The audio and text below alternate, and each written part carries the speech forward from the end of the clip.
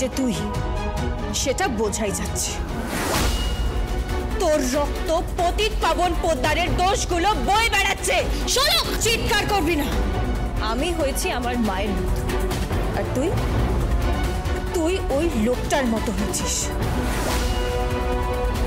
যেই লোকটা তার নিজের মেয়ের জীবনও নিলামে তুলতে চাইছে, যেই লোকটা ওই কাঠগড়ায় দাঁড়িয়ে কি বলবে সেটা নিয়ে দর হাঁকছে।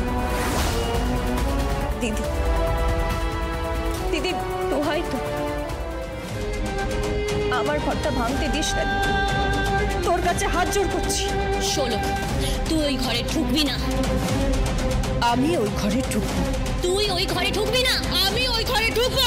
বোন বোন,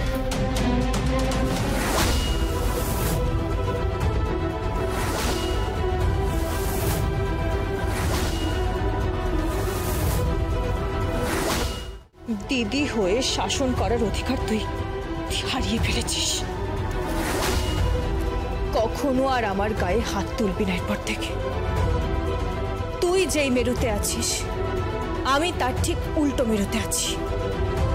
তোর সম্বল প্রিয়দর্শিনী মুখার্জি, আঁচল মুখার্জি, আর আমার সম্বল আদিত্যরাজ মুখার্জি, সার্থক মুখার্জি। কোন সার্থক মুখার্জির কথা বলছিস তুই? হ্যাঁ, যে এখন অন্য একটা মেয়ের সঙ্গে বেডরুমে রয়েছে।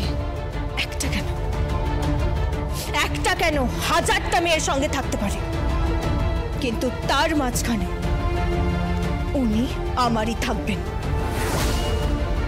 এটা আমার বিশ্বাস। বোন শোন, বোন শোন, বোন উপরে যাস না, ওখানে সার্থক দা রানী আছে। বোন উপরে যাস না, বোন শোন। দরজা খুলুন, দরজা খুলুন, দরজাটা খুলুন। না করবি না, দরজাটা খুলুন। কি হচ্ছে কি? আচ্ছা ছাড়, বললাম না এই দরজা তুই নক করবি না। এই দরজা নক করা তোর কোনো অধিকার নেই। তার মানে আমার ঘর, আমার বাড়ি, আমার স্বামী, আমি দরজা ধাক্কা দেব না? সে একটা অন্য মেয়ের সঙ্গে ঘরে বসে থাকবে? বসে থাকছে না তো, কোয়ালিটি টাইম। সেটা কি?